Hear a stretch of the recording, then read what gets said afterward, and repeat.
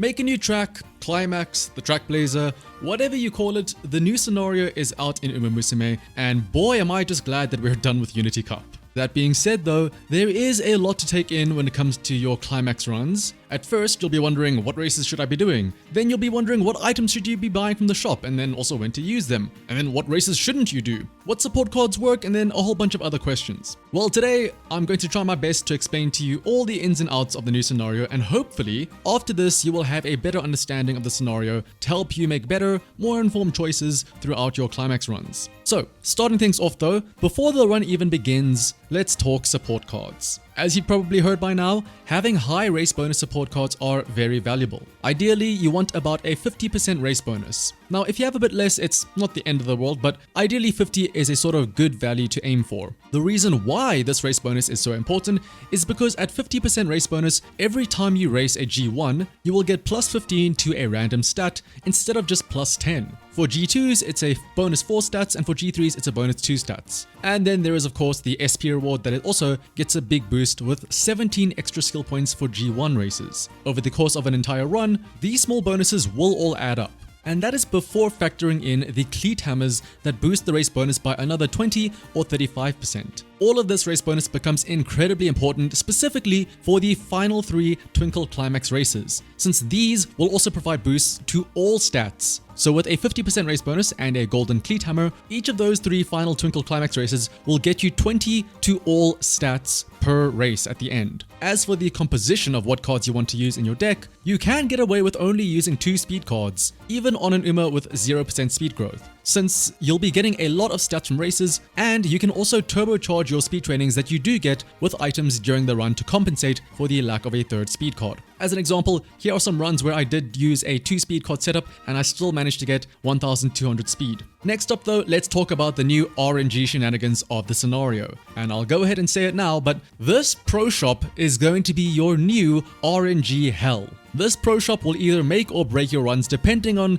the RNG involved in it. However, thankfully, unlike in Unity Cup where it felt like you were hit with bad RNG and you just had to deal with it, i.e. randomly losing to Rico Team Zenith at the final stretch for no reason, the nice thing about the items here in this pro shop is that you do have some sort of control over how you can at least handle what items you are given. Depending on what items you have available in the shop for purchase, that will dictate what some of your stat lines will look at key points in the career, or what types of trainings you can get away with too. For example, are you getting enough cleat hammers to use for bonus stats in the races? Or are you getting enough megaphones or training ankles to beef up those trainings? That could be the difference between a plus 90 speed training and a plus 30 speed training. Are you getting enough energy items to make sure you can even take those trainings in the first place? This is what you will have to deal with and consider when you're doing your Climax runs. Also, a small piece of advice for those of you out there that are like me, where when you play a JRPG, you're the type of person that saves all of those elixirs for the final boss fight because you're scared of wasting them. Try to fight that habit in this scenario. Use your items. Sure, there could be a quote-unquote better time to use them later, but there could also just never be another good rainbow training for the rest of the career. So use it or lose it. Now, moving on to why exactly racing is so important in this scenario. You've probably seen plenty of those schedules floating around about doing as many races as possible and whatnot. But do you know why though? Well, firstly, racing earns you the coins needed to buy items in the pro shop. Doing races can also sometimes add new items or even restock the shop entirely. Of course, because our deck is focused on race bonus as well, that also means we would then make advantage of those race bonuses from those stats. But the most important thing about why we do so many races and also why we plan specific races is because of epithets. You see, in TrackBlazer, completing certain scenario-specific epithets will reward you with bonus stats. These epithets usually require you to win certain sets of races. But the thing is, a lot of these epithets have overlapping race requirements. And if you complete a lot of these epithets, there are a lot of stats to be gained. Typically, the epithets involving G1 races give you the most rewards. Here's an example. Imagine you win the Triple Crown set of races, so that is the Satsuki Show,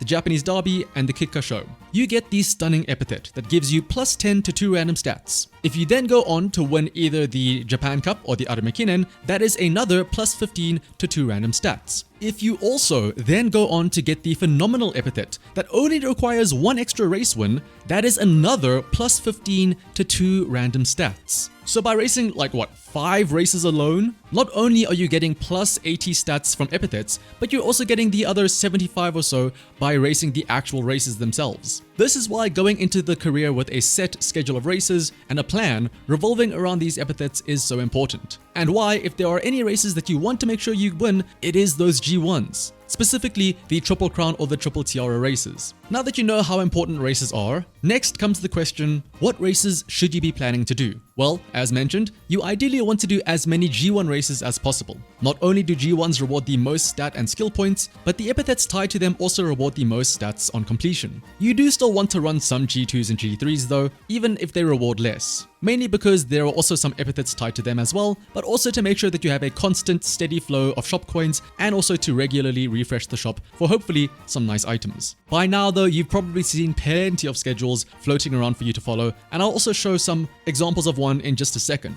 But one thing you should try to take note of is making sure that your Uma can run a good variety of distances. You want to make sure that they can either run the Triple Crown or the Triple Tiara set of races, which is mile and medium focus for the Triple Tiara or medium and long focus for the Triple Crown. In fact, even if they are medium and long focused for the Triple Crown, say for example Simbali Rudolph or Goldship, it's still worth it to try and get their mile aptitude to a usable level just because of how many mile related races there are to participate in. By not doing these mile races, you're sort of losing out on a pretty big chunk of stats. Also, one thing to take note of when doing these races is that pretty often you'll be seeing rival races. Whenever you go up against a rival race and you win, you can either get some stats or a skill based on the distance of the race, or you could get a skill based on the running style used in that race. This is a great way to try and get certain skills. Way better than in Unity Cup, where you essentially had to get an A aptitude and then gamble and pray that it rolled the right skill, as opposed to getting all of those medium distance debuff skills. Now, if you want straight away spurt or head on, you just have to run the race as an end closer or a pace chaser, and you'll have a decent-ish chance to get them. It's still not guaranteed, but it's better than nothing though. Now, moving on to the schedule, on screen now, I know it's a bit of an information overload, but thanks to Uni over in the Discord server for making these two schedules, one for the Triple Crown and one for the Triple Tiara. It is pinned in the trainer help section in the Discord server that you can join in the link in the description. But this infographic here, not only does it show you an example of what races can be done in a career, but it also shows you which races belong to which epithets. Hopefully again, this shows you the reasoning as to why we choose to run certain races, as opposed to just saying, do this race, this race, and that race. Now you'll understand why we run the 4 or so junior races, G3 races in junior year. It's because of the junior epithet. Now again, there are plenty of other schedules though, so don't feel the need to follow this one specifically. And hey, if you want, you can even try to make one of your own schedules to follow if you'd like to try that out too. Just keep in mind again that you want to run as many epithet races as possible. But now, all of that being said, please do not feel like you need to follow a preset plan to the T. Whether it's the schedules that I've showed here, your own schedule, or any other schedule that you found online. And that is because these schedules are just general plans that try to have you complete as many races as possible to maximize those epithets, as well as getting a good amount of shop efficiency. The thing is, these schedules do not take into account what your trainings will look like on any given turn. And there could be a time where you might want to consider skipping a race to instead take a training. But we'll get to skipping races in just a second. First, let's talk about those trainings and how to make use of them. Firstly, you won't be doing many trainings in general. The turns where you will be training for sure will very much likely be the classic and senior year summer camps. So you're really going to want to make sure and pray that you get good summer camps in these scenarios. However, outside of summer, there are times when a good training could appear on a turn where you aren't planning on doing a race. Usually this is when you have a gap to avoid doing too many races in a row. But then odds are, because you've been doing a lot of racing, you might have low energy or something on that turn. And this is where items will come into play.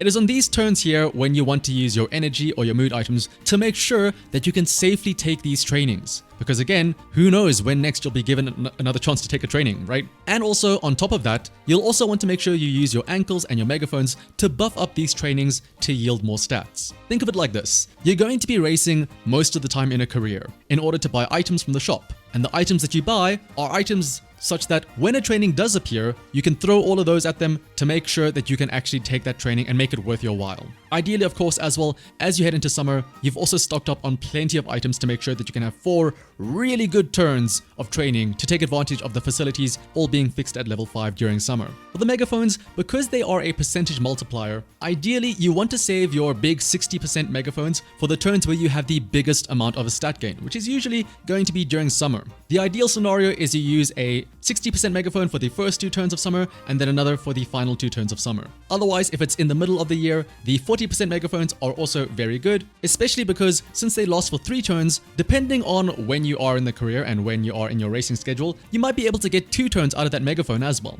Now, with all of that being said though, what if one of those potential trainings is on the same turn as a race? Well, things get a little bit interesting there, because now you have to consider what you would be giving up if you were to skip the race for a training. By skipping a race, not only are you losing the 15 or so stats and SP, but you would also be sacrificing any epithet tied to that race as well. So coming back to the big Triple Crown example, if you were to say skip the Japanese Derby, not only are you missing the race stats itself, but also the 80 stats from the 3 epithets that I mentioned earlier that you will not be able to get because you are skipping on the Japanese Derby. So that must be a really good training then if you are wanting to consider skipping a G1 race like that specifically. As in, that training must give you a similar amount of total stats before any other boosts to make it worthwhile to skip. Now, on the other hand, skipping G2s and G3s, these are usually the races that you could consider skipping because the race rewards and epithets tied to them are not worth as much as the big G1s. So let's say you have a training that rewards about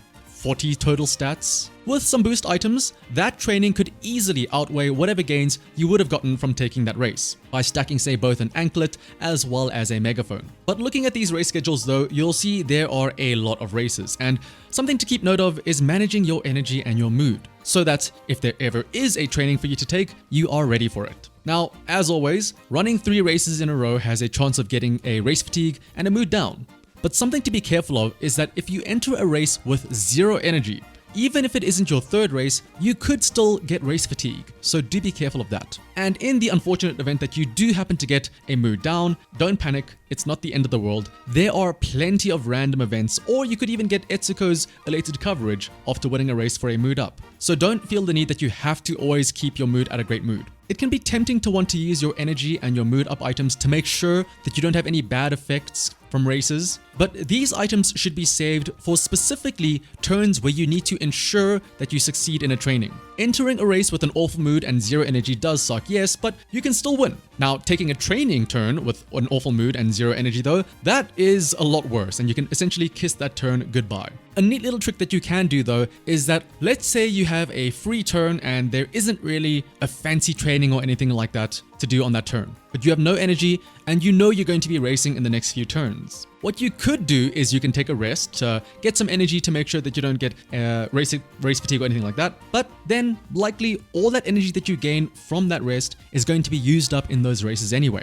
Now, however, if you have a spare plus 20 energy drink, you can chug one of those and then take a gamble at a wit training. Either you succeed and the wit training gives you some energy back as well as some extra wit, or you fail the training, in which case, that's fine. You still get a little bit of energy back. Think of it as you hitting sleep deprived from a rest. There's no huge drawback to it. It is a bit gambly though, and it does depend on you having an extra energy drink to spare. But it's a neat little trick you can do to get a little bit of extra wit here and there. One other thing to take note of is that at the end of the junior and classic years, you can't get a bad event. So feel free to run 3 races in a row there or run at 0 energy and you won't have to worry about race fatigue. Now then, coming back to the item shop. What should you be buying? Because you won't be able to buy everything all the time. Well, as you've hopefully realized by now, but some of the most important items are the energy refills as well as the mood items. This is so that even if you've just had your Uma race like 4 turns in a row, they have 0 energy, they got hit by race fatigue, they got hit by another random mood down event, they have an awful mood, even if after all of that, you can just force feed them a bunch of items to make them ready to take a training when the opportunity arises. Like nothing ever happened. Is this Uma abuse? Now, the max energy items though are not worth it because odds are you are never going to be overflowing with energy. Although, the cheaper one does provide a +5 current energy boost, so if you're worried about going into a race with 0 energy, you could consider buying the cheaper of the max energy boost items. Then there are the stat items. These are pretty much always worth it. It's just guaranteed stats. They help you win races as well, and over the course of a run, buying a few of these will slowly accumulate to a decent chunk of stats. The plus 15 and plus 7 books are the best value, considering their price, but the plus 3 stat scrolls on the other hand are not really worth it, considering they cost a whole 10 shop coins for only plus 3 stats. For only 5 coins more, you could get double the amount of stats, more than double the amount of stats in fact, from the plus 7 book. Next up, early on in the career, seeing the bond increase item is great to help push your support cards to friends sooner rather than later. Now in that same vein though, charming can be tempting, but for how much it costs though at 150 coins, remember,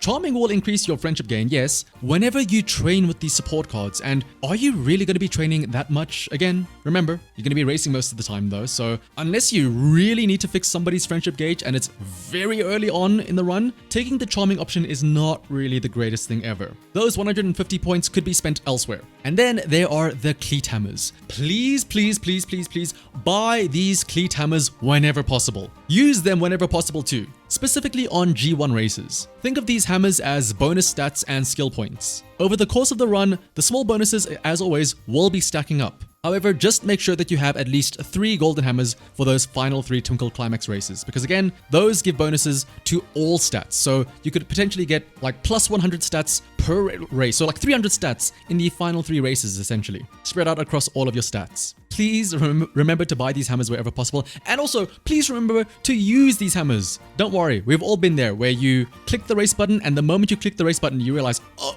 I just forgot to use the hammer. Don't worry, we've all been there. Otherwise, as for the other items, megaphones, whistles, good luck charms, and training ankles, all of these are training related items, and these are all also very important to buy too. The whistles are very useful to try and gamble for better trainings, especially during summer, to make sure that you at least have a rainbow somewhere on that turn. The charms are an easy way to guarantee that you hit a training if you are lacking some energy. And the megaphones and ankles should be used in combination to boost up any trainings that are really good at a base level. Again, that is the difference between a plus 30 speed training and a plus 90 speed training. The last few items are a little bit more niche, but still relevant. These are the debuff cleansers, the most important of which is going to be the Skin Outbreak Cream. Try to have at least one of these on hand, since Skin Outbreak is the debuff that you'll likely be seeing the most throughout the career. The Cleanse All Item skill is also, or the Cleanse All Item, is also worth having at least one of, just in case you get hit by a random migraine or a slacker effect. And then there are the training facility upgrades. These follow the same logic as the charming item. Upgrading your facility can be done as a sort of luxury. Yes, upgrading your speed facility sounds enticing and all, but how many times will you actually end up training on that facility to make it worth your while? Instead of spending 150 coins on upgrading that facility, imagine you were to instead buy a megaphone as well as a training ankle. By using both of these in conjunction, you could end up getting more stats by using both of them on a lower level facility than if you did on the higher level facility. That being said though, because there are no ankles that boost wit trainings, you could consider upgrading the wit facility if you have the extra coins to do so, since it's a lot harder to boost those trainings. Otherwise though, only get these if you really want to burn your coins, and there's really nothing else better to buy. But speaking of burning coins though, the Fast Learner Cap, giving the buff that we've all been dying to see throughout all of our runs. Now, the issue with this Fast Learner Cap is that it is very expensive at 280 coins. And although it does give Fast Learner, yes, think again about what else you could be buying with those coins. In theory, if your shop luck is good enough, you could buy 7 gold hammers with 280 coins. And if you use those hammers on a bunch of G1 races, you will probably end up getting just as much bonus SP from those hammers